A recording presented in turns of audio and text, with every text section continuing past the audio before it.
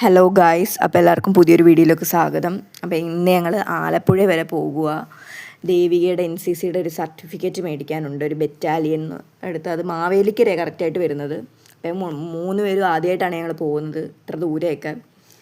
അങ്ങനെ ഞങ്ങൾ എത്തി. ഇവിടാണ് സ്ഥലം സത്യത്തിൽ. അപ്പം എന്തോ എഴുതി കൊടുക്കാനുണ്ടെന്ന് പറഞ്ഞു. അങ്ങനെ ഞങ്ങൾ എഴുതാനായിട്ട് പോകുക. ദേവിയുടെ ഫോട്ടോയൊക്കെ ഒട്ടിച്ചൊരു സംഭവം ഉണ്ടായിരുന്നു. അപ്പം കണ്ട് ഇതാണ് പഴയ ദേവിക ഗൈസ്. കണ്ടോ എന്ത് രസമുണ്ടല്ലോ, ഇപ്പോഴത്തെക്കാട്ടിയും കൊള്ളാം. അങ്ങനെ ഞങ്ങൾ എഴുതി കൊടുക്കാനായിട്ട് ഈ സ്റ്റാപ്ലറൊന്നും എടുക്കാതിരുന്ന വന്നത്. സ്റ്റാപ്ലറൊക്കെ വേണമായിരുന്നു, ഞാൻ കൊണ്ടുവന്നുകൊണ്ട് കാര്യമായി.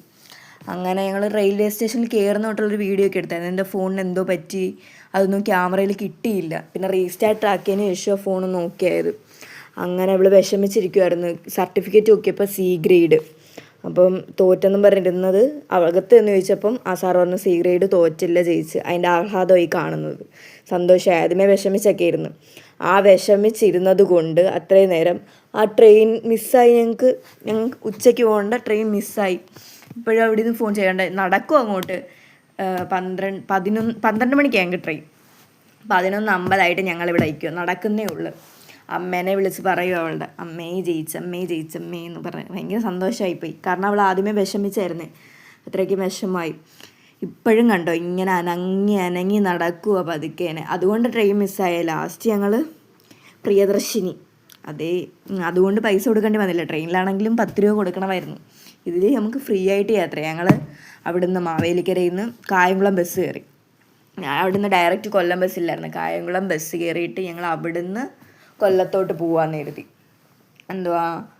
കൊല്ലം അവിടുന്ന് കായംകുളത്തുനിന്നും കൊല്ലത്ത് ഡയറക്റ്റ് ഇല്ലായിരുന്നു. പിന്നെ ഞങ്ങൾ കരുനാഗപ്പള്ളി കയറി അതുവഴി പോകാൻ പറ്റും. അങ്ങനെ ഞങ്ങൾ കായംകുളത്തുനിന്ന് കരുനാഗപ്പള്ളി ബസ് കയറി ഗൈസ് കരുനാഗപ്പള്ളി എത്തി. ഇതാണ് കരുനാഗപ്പള്ളി.